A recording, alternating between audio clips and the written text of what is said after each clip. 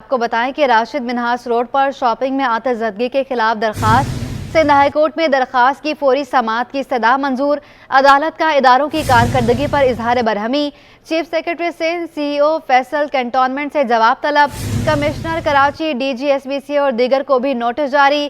Case के हवाले से मजीद बात करेंगे। मुमताज़ जमाली हमारे साथ मौजूद हैं। मुमताज़, अपडेट कीजिएगा। देखिए जी, आज सिंध हाई कोर्ट कराची में RJ शॉपिंग मॉल पर लगने वाली आग के खिलाफ दरख्वास्त पर समाअत हुई है। अदालत ने दरख्वास्त की फौरी समाअत की इस्तदा मंजूर करते हुए इदारों की कारकर्दगी पर बरहमी का इजहार भी किया है। अदालत ने chief secretary Sindh CEO Faisal cantonment, commissioner Karachi DG SBC और दीगर को नोटिस जारी कर दिए हैं। अदालत ने तमाम इदारों से 7 दिसंबर तक तफसीली रिपोर्ट भी तलब कर ली है। एडवोकेट नदीम शेख दरख्वास्तदार का मौक़िफ़ है कि आतिशज़दगी का वाक़या रेगुलेटरी अथॉरिटी के मुजरमाना गफलत के बाद पेश आया है। कराची में आतिशज़दगी वाक़यात में रोज़ बरोज़ इजाफा होता जा रहा है। लिहाजा उनका ये मौक़िफ़ है कि जो आतिशज़दगी से मुतल्लिक और फायर सेफ्टी से मुतल्लिक जो कानून बनाए गए हैं उस पर फौरी तौर पर अमल किया जाए। जी ठीक है मुमताज़ जमाली, बहुत शुक्रिया आपका। शॉपिंग मॉल में आतिशज़दगी जिम्मेदार कौन? अदालत को जवाब देने के लिए मुशावरत शुरू। चीफ सेक्रेटरी सिंध फ़खर आलम इरफान की ज़ेर सदारत इजलास जारी है। तफसीलात जानेंगे। आज़ाद नोडियो हमारे साथ मौजूद होंगे। आज़ाद, बताइएगा कि इजलास में कौन कौन मौजूद है? जी बिल्कुल, RJ लगने और सिंध हाई कोर्ट को जवाब देने के लिए chief secretary Sindh doctor Mohammad Fakhar Alam Irfan की इजलास चीफ सेक्रेटरी ऑफिस में हुआ है, जिसमें कमिश्नर कराची, सेक्रेटरी बल्दियात, additional IG Karachi, advocate general Sindh उन्होंने इजलास में शिरकत की। इजलास में खास तौर पर जो अदालती केसेस भी चल रहे समाअत हैं उन पर तफसीली तौर पर गुफ्तगू की गई। इसके अलावा RJ शॉपिंग मॉल में लगने वाली आग के जो जिम्मेदार है उनका तयन करने के हवाले से भी गौर किया गया। इस मौके पर जो सेक्रेटरी दफ्तर हैं उन्होंने तफसीली तौर पर चीफ सेक्रेटरी सिंध को ब्रीफिंग दी और कमिश्नर कराची ने भी जो RJ शॉपिंग मॉल में लगने वाली आग के हवाले से जो उन्होंने जो इकदाम उठाए उस हवाले से भी तबादला ख्याल किया गया। उस मौके पर चीफ सेक्रेटरी सिंध जो जिम्मेदार है उनका तयन करके उनके खिलाफ सख्त ताजीबी कार्रवाई अमल में लाने के अहकाम जारी किए और कहा है कि अदालत को जवाब देने से कबल जो है जो अफसरान है वो उन जिम्मेदारों का तयन करें और खास तरफ फायर सिस्टम है उसमें फनी खराबी किसकी है, उनके जिम्मेदार कौन है, इस का तयन करके बताया जाए ताकि 7 दिसंबर को अदालत को आगाह किया जाए। ठीक है आज़ाद नोडियो, बहुत शुक्रिया आपका।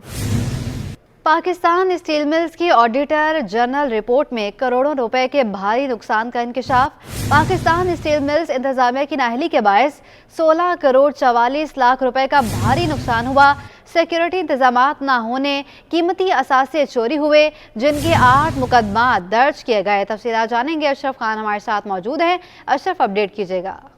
जी, ऑडिटर जनरल पाकिस्तान ने जो पाकिस्तान स्टील मिल की माली साल 2020-21 के मालियाती ऑडिट में इंकशाफ किया है, जिसमें बताया गया है कि माली साल 2020-21 में पाकिस्तान स्टील मिल को इंतजामिया की नाअहली की वजह से मजमूई तौर पर 16 करोड़ 44 लाख रुपए का भारी नुकसान हुआ है। ऑडिटर जनरल रिपोर्ट में यह भी इंकशाफ हुआ है कि इस दौरान पाकिस्तान स्टील मिल में चोरी से 64,96,000 रुपए का नुकसान हुआ है। इस अरसे में चोरी के 8 मुकदमा दर्ज हुए हैं। इस दौरान पाकिस्तान स्टील मिल से तांबा, पीतल, बिजली के आलात और केबल चोरी हुए हैं और साथ ही ये बताया बिजली के खंभे भी नहीं छोड़े गए हैं, वो भी चोरी किए गए हैं। और रिपोर्ट में ये भी इंकशाफ किया गया है कि बिजली के महंगे 3 हाई टेंशन वायर की भी चोरी की गई है। साथ ही स्टील मिल से 132 किलोवाट के ट्रांसमिशन लाइन के कंडक्टर भी चोरी हुए। अभी इसी पे बस नहीं हुआ, उसके बाद ये भी बताया कि पाकिस्तान स्टील मिल के अंदर जो माल ले जाने वाली जो रेलवे ट्रैक है वो दोनों साइड के ट्रैक जो है उसके रेलवे के वो चोरी किए गए। और ऑडिटर जनरल ने साफ कहा कि पाकिस्तान स्टील इंतजामिया की सिक्योरिटी के इंतजाम में नाकाम रही है और इंतजामिया की नाअहली की वजह से पाकिस्तान स्टील के कीमती असासे चोरी होते रहे। रिपोर्ट में कहा कि गैर कानूनी तौर पर रिटायर्ड अफसरान को रखने से 56 लाख रुपए से जायद का अलग नुकसान हुआ है और निजी कंपनी ने इंश्योरेंस की मद में 43 लाख 30,000 रुपए का भी नुकसान। इस तौर पर जो पाकिस्तान स्टील मिल को एक साल में जो कहा जा रहा है कि 16 करोड़ 44 लाख रुपए का इस मजमूई नुकसान की वजह बना है। ठीक है अशरफ खान, बहुत शुक्रिया आपका। FIA कराची जोन का हवाला हुंडी और गैर कानूनी करेंसी एक्सचेंज में मुलविस अनासर के खिलाफ क्रैकडाउन जारी है। FIA ने रवा साल के दौरान हवाला हुंडी और करेंसी की गैर कानूनी एक्सचेंज में मुलविस अनासर के खिलाफ 48 छापा मार कार्रवाइयाँ की हैं। आपको अपडेट करते चलें कि FIA कराची जोन का हवाला हुंडी और गैर कानूनी करेंसी एक्सचेंज में मुलविस अनासर के खिलाफ क्रैकडाउन जारी है। तफसीलात जानेंगे। अनुषा जाफरी हमारे साथ मौजूद है। अनुषा, बताएगा मजीद कार्रवाइयों के हवाले से। बिल्कुल, FIA कराची जोन की हवाला हुंडी और गैर कानूनी करेंसी एक्सचेंज में मुलविस अनासर के खिलाफ क्रैकडाउन जारी है। Director FIA Karachi zone Zaigham Iqbal Sheikh की हिदायत पर ये क्रैकडाउन किया जा रहा है। रवा साल के दौरान हवाला हुंडी और करेंसी की गैर कानूनी एक्सचेंज में मुलविस अनासर के खिलाफ 48 छापामार कार्रवाइयाँ की गई हैं। रवा साल में 41 मुकदमा दर्ज करके 77 मुलजिमान जो है वो गिरफ्तार किए गए। 40 इंक्वायरी की तफ्तीश भी जो है वो मुकम्मल कर ली गई है। गिरफ्तार मुलजिमान बगैर लाइसेंस के एक्सचेंज में मुलविस थे। FIA हुक्काम के मुताबिक रवा साल छापों के दौरान मजमूई तौर पर कराची जोन के 39 करोड़ रुपए से ज्यादा मालियत की मुल्की और गैर मुल्की करेंसी बरामद की गई, जबकि कहा तर्ज अमरीकी डॉलर है 4 करोड़ 22 लाख रुपए से ज्यादा मालियत दीगर मुल्की करेंसी भी शामिल है। बरामद की गई करेंसी में 26 करोड़ से ज्यादा पाकिस्तानी रुपए भी शामिल है। मुलजिमान की गिरफ्तारी के लिए कानून नाफिज करने वाले अदारों की मामलत भी हासिल की गई है। डायरेक्टर जनरल मोहसिन हसन भट्ट की हिदायत पर की रोशनी में जो है वो मुलजिमान की गिरफ्तारी के लिए तमाम तर वसाइल को बरबर कार जो है वो लाया जा रहा है। FIA के जो डायरेक्टर जनरल है मोहसिन भट्ट, उनकी हिदायत के पर ये कार्रवाई की जा रही है, जबकि गैर मुल्की करेंसी के स्मगलिंग में मुलविस अनासर के ठोस शवाहिद की रोशनी में करार वाकई सजाएं दी जो है वो दिलवाई जाएंगी। FIA हुक्काम का कहना है कि गैर कानूनी करेंसी की खरीदो फरोख्त में मुलविस बैनुल-अक़वामी एजेंडों के खिलाफ भी घेरा तंग किया जाएगा। जी ठीक है, बहुत शुक्रिया अनुषा जाफरी आपका। आपको बताएं कि निगरान वज़ीर आला सिंध जस्टिस रिटायर्ड मकबूल बाकर ने काबीना का इजलास 1 दिसंबर को तलब कर लिया। इजलास में 23 निकाती एजेंडे पर गौर किया जाएगा। निगरान वज़ीर आला सिंध जस्टिस रिटायर्ड मकबूल बाकर ने काबीना का इजलास 1 दिसंबर को तलब कर लिया। इजलास में 23 निकाती एजेंडे पर गौर किया जाएगा। निगरान सिंध काबीना का इजलास 1 दिसंबर को होगा। इजलास निगरान वज़ीर आला सिंध जस्टिस रिटायर्ड मकबूल बाकर की ज़ेरे सदारत जुम्मे के रोज दोपहर 3 बजे होगा। तफसीलात जानेंगे, आज़ाद नूरी हमारे साथ मौजूद हैं। आज़ाद, बताइएगा। जी बिल्कुल, सिंध काबीना का एक अहम इजलास जो है 1 दिसंबर जुम्मे के रोज दोपहर 3 बजे तलब किया गया। इजलास निगरान वज़ीर आला सिंध जस्टिस रिटायर्ड मकबूल बाकर की ज़ेरे सदारत होगा, जिसमें निगरान सूबाई वज़रा, मुशीर और दीगर अफसरान इस इजलास में शरीक होंगे। इस इजलास का बाकायदा तौर पर सेक्शन अफसर कैबिनेट सारंग अली ने जो है एजेंडा भी जारी कर दिया है, जो 23 नुकात पर मुश्तमिल है, जिसमें खासतौर पर रेंजर्स को फंड देने, इसके अलावा दीगर मुख्तलिफ कवानीन है और मुख्तलिफ यूनियन काउंसिल से उनके नाम तब्दील करने के मामला भी इस एजेंडे में शामिल है, जिन पर तफसीली तौर पर गौर किया जाएगा। और अगले आम इंतखाबात 2024 के हवाले से भी गौर किया जाएगा, जिसमें खासतौर पर आज सिंध और चीफ सेक्रेटरी सिंध की जानब से अमन की सूरत हाल या इंतजामी सूरत हाल उस हवाले से तफसीली तौर पर काबीना को आगाह किया जाएगा। जी ठीक है आज़ाद नूरी, बहुत शुक्रिया आपका। गैस की किल्लत ने शहरियों की जिंदगी अजीरन कर दी। मधुगोट में गैस की लोड शेडिंग से इलाका मकीन परेशान है। कहते हैं दिन में 10-10 घंटे गैस नहीं होती, बिल भर के भी गैस से महरूम हैं। तफसीलात जानेंगे फरहान खान से।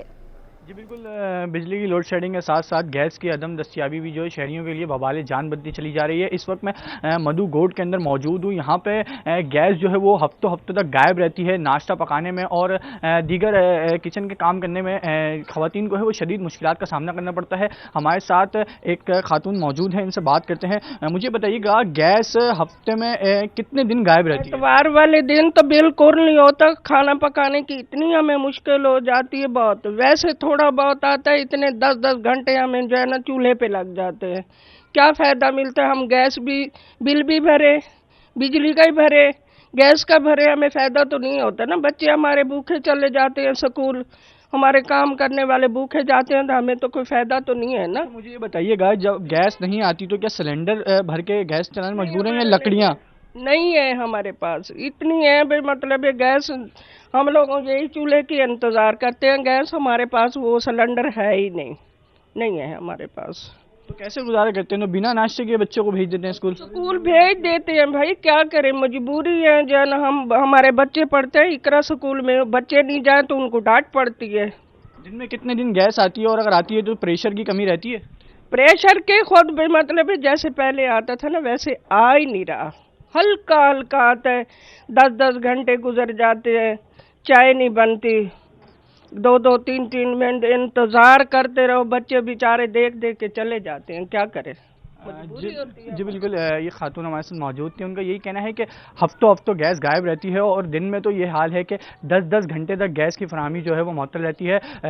नाश्ता पकाने में, बच्चों को स्कूल भेजने के लिए जब नाश्ता बनाते हैं तो उसमें भी शदीद मुश्किलात का सामना करना पड़ता है, जबकि मुताल्लिका इदारों से सिर्फ इसी बात का मुतालबा करते हैं कि गैस की फराहमी को यकीनी बनाया जाए ताकि इनकी मुश्किलात कम हो सकें। जी, शहर में गैर कानूनी पार्किंग का सिलसिला रुक न सका। जिला जुनूबी में सुबह, शाम और रात के औकात में पार्किंग माफिया का राज बरकरार है। तफसीलात जानेंगे शाजिब हुसैन से, जो इस वक्त सदर ज़ैनब मार्केट में मौजूद हैं।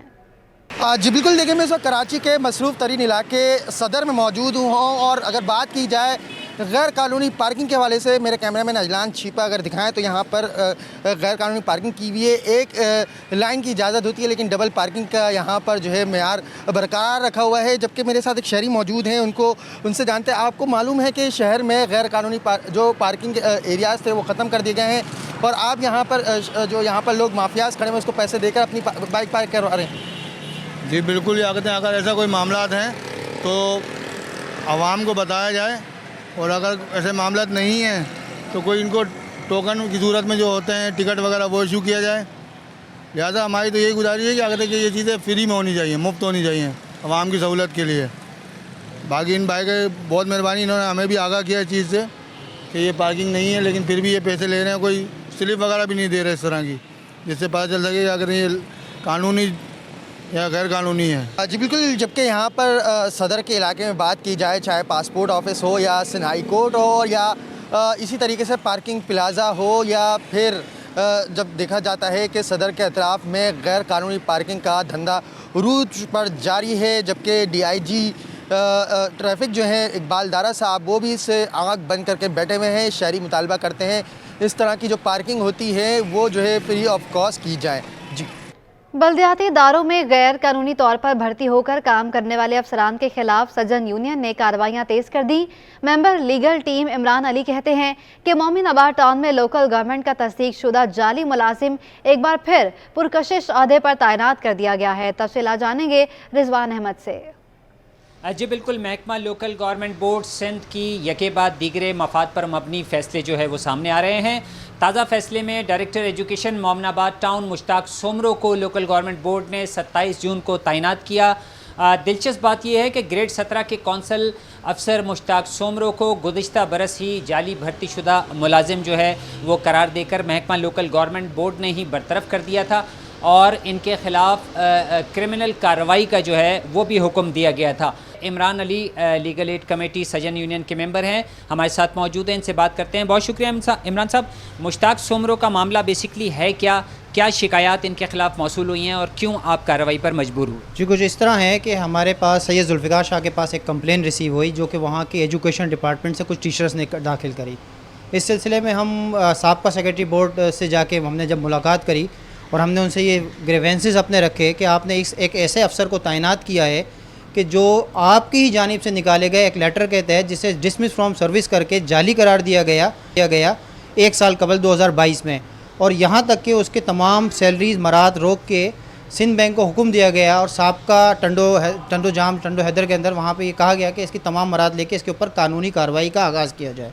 लेकिन 6 माह गुजरने के बाद 2023 के अंदर उसी डिपार्टमेंट से उसी डायरेक्टर के साइन दस्तखतशुदा साइन से एक लेटर निकलता है जिसमें इसको डायरेक्टर एजुकेशन तैनात कर दिया जाता है। एंटी करप्शन के ऊपर इनके लादात केसेस हैं इनके ऊपर, जहां ये पैसे दे के या जो भी सिस्टम करके। अच्छा, ये एक बड़ी दिलचस्प बात है कि आपकी जानिब से भी कई जो है वो दरख्वास्तें दी गई एंटी करप्शन को भी, लोकल गवर्नमेंट बोर्ड को भी, लेकिन हम ये देख रहे हैं कि इसके कोई खातिर खा नताइज सामने नहीं आते। क्या वजूहात हैं? आप क्या समझते हैं मामलात में गड़बड़ कहाँ है और कैसे दूर होगी? मामलात में गड़बड़ यहाँ तक के है कि जब ये एंटी करप्शन इनको अभी हालिया दिनों में भी इनको बुलाया तो उन्होंने अपना साबका लेटर दे के कहीं से सिस्टम के तहत प्रेशराइज़ करके फ़ोन करवाया और बाहर ये कहा कि भाई आप ले दे के मामलात को हल करने की कोशिश करें। ये आगे जाके ये सारी चीज़ें कुछ भी इसका अमल नहीं होगा। अब इन सारे मामलात को हम अदालत में लेके जा रहे हैं क्योंकि ये एक डिस्ट्रिक्ट का मामला नहीं है, एक टाउन का मामला नहीं है। ये कोरंगी, लांडी, मली, शाहफैसल, मंगोपीर, मोमिनाबाद, हर जगह ये मामला कहा यह जा रहा है कि बोगस भर्तियाँ और मुबैना तौर पर करप्शन के माहिर बल्दियात में बहुत तेज़ी से सराहियत कर रहे हैं, ख़ास तौर पे कराची की टाउन हुकूमतों में। इनके ख़िलाफ़ फौरी, मौसर, गैर जानिबदाराना शफाफ इंक्वायरी करके जो है केस चलाने की ज़रूरत है। बसूरत दीगर पूरा सिस्टम जो है वो कोलैप्स होता हुआ नज़र आ रहा है मुस्तकबिल में। जी, स्टॉक एक्सचेंज में कारोबार के आगाज से ही तेजी जारी है। कारोबार के दौरान इंडेक्स पहली बार 60,000 की सतह अबूर कर गया। 100 इंडेक्स में 934 पॉइंट्स का इजाफा रिकॉर्ड किया गया। इस वक्त इंडेक्स 60,745 पॉइंट्स पर ट्रेड हो रहा है। स्टॉक एक्सचेंज में कारोबार के आगाज से ही तेजी जारी है। कारोबार के दौरान इंडेक्स पहली बार 60,000 की सतह अबूर कर गया है। 100 इंडेक्स में 934 पॉइंट्स का इजाफा रिकॉर्ड किया गया। इस वक्त इंडेक्स 60,745 पॉइंट्स पर ट्रेड हो रहा है।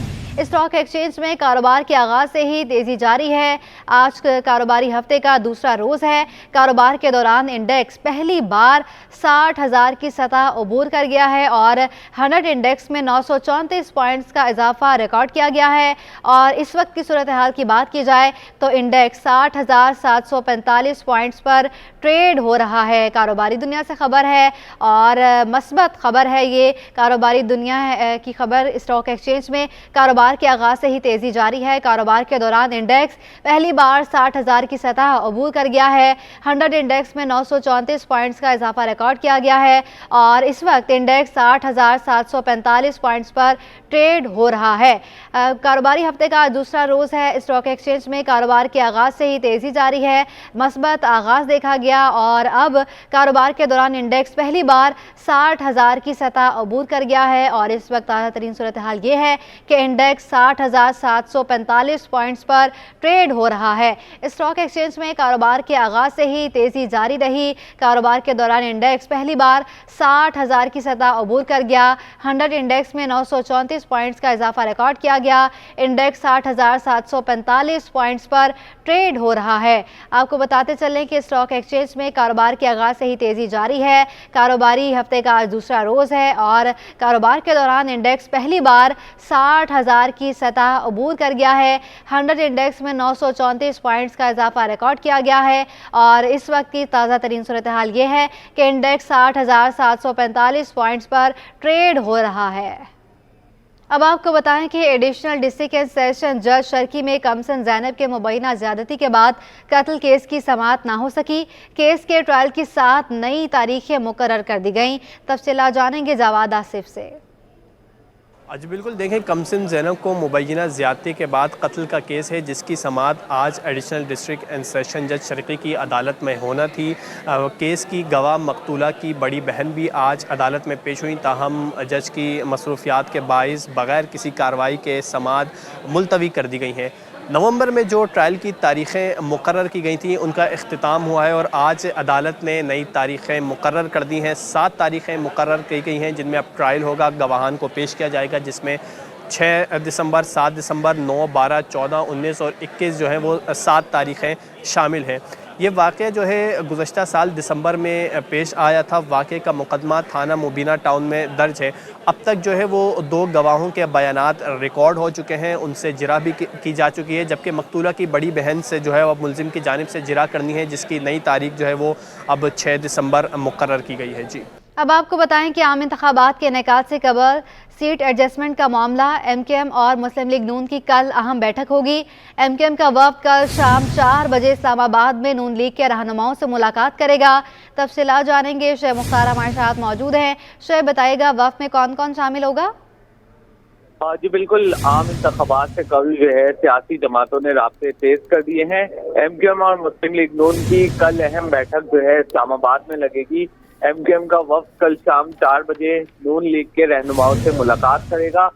इस मुलाकात में जो है आम इंतखाबात में एक दूसरे के सामने जो है मुख्तलिफ तजावीज़ जो है दोनों जमातें सामने रखेंगी।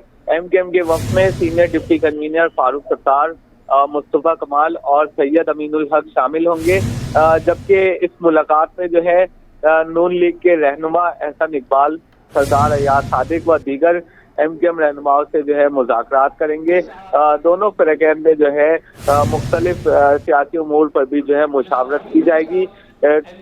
MKM और नून लीग रहनुमाओं की गुज़िश्ता दिनों भी कराची में MKM के मरकज बहादराबाद में अहम मुलाकात हुई है, जिसमें सीट एडजस्टमेंट से मुतालिक जो है तफसीली तौर पर बातचीत की गई है। ताहम कल भी जो है दोनों फ़रीक़ैन में अहम मुलाकात होगी। MKM की जानिब से नून लीग की मुशावरती कमेटी से गुज़िश्ता दिनों होने वाली मुलाकात से मुतालिक एहसन इकबाल और सरदार अयाज सादिक को आगाह किया जाएगा। ठीक है शेख मुख्तार, बहुत शुक्रिया आपका। आवाम को महंगाई से रिलीफ देने के लिए कायम यूटिलिटी स्टोर्स महंगाई के ज़ेरे असर आ गए। स्टोर्स पर चावल 25 से 62 रुपए फ़ी किलो तक महंगे हो गए। तफसीलात बताएंगे वसीम इफ्तिखार। आज बिल्कुल यूटिलिटी स्टोर्स कायम किए गए थे आवाम को महंगाई से रिलीफ देने के लिए, लेकिन अब हम देख रहे हैं कि यूटिलिटी स्टोर्स भी महंगाई के ज़रिए असर आते जा रहे हैं। बिलखुसूस बात करें यहाँ पर ग़िज़ाई अजनास की, तो ग़िज़ाई अजनास पे चावलों की कीमतों में इजाफा हुआ है। बासमती चावल फ़ी किलो 290 रुपये से बढ़ के 325 रुपये किलो तक पहुँच गया। टोटल चावल भी तकरीबन 168 रुपये से बढ़ के 230 रुपये किलो तक पहुँच गया। और इसी तरह से सेलर चावल जो है वो भी 345 रुपये किलो से बढ़ के 370 रुपये किलो तक पहुँच गया। इस वक्त मेरे साथ एक खातून मौजूद हैं जो कि यहाँ पे ख़रीदारी के लिए आई हैं। इनसे जानते हैं, आप ये बताइएगा कि चावल यहाँ पे महंगे कर दिए गए हैं, यूटिलिटी स्टोर्स कायम किए गए थे आवाम को महंगाई से रिलीफ देने के लिए, चावल महंगे हो गए हैं, क्या कहेंगे इस हवाले से आप? सस्ते होने चाहिए, महंगे नहीं होने चाहिए। जब यूटिलिटी स्टोर है, सारी दुनिया गरीब इधर ही आते हैं ना, सस्ता देना चाहिए इनको, सस्ते होने चाहिए हर चीज़। जब इतने दूर से लोग आते हैं, गरीब आते हैं, भी ये 10 रुपये 20 रुपये की बचत हो, ये तो बहुत ही महंगे कर दी। सही जी बिल्कुल, ये खातून जिनका बताना है कि चावलों की कीमतें यहाँ पर सस्ती होनी चाहिए। ना सिर्फ चावल बल्कि दीगर ज़िंदगी की अशिया भी यहाँ पर सस्ती होनी चाहिए, क्योंकि इनके जो रिटेल मार्केट हैं वहाँ पर जो अशिया खुदनोश है वो शहरियों की क़ुव्वत ख़रीद से बाहर हो चुकी हैं। लेकिन शहरी जो है वो सस्ती अशिया की ख़रीदारी के लिए, ग़िज़ाई अजनास की ख़रीदारी के लिए यूटिलिटी स्टोर्स का रुख करते हैं। तो यहाँ पर इनको अशिया महंगी मिलती हैं। यहाँ जो आने वाले शहरी, उनका हुकूमत से मुतालबा है कि यूटिलिटी स्टोर्स पर भी अशिया की कीमतों में कमी लाई जाए। जी।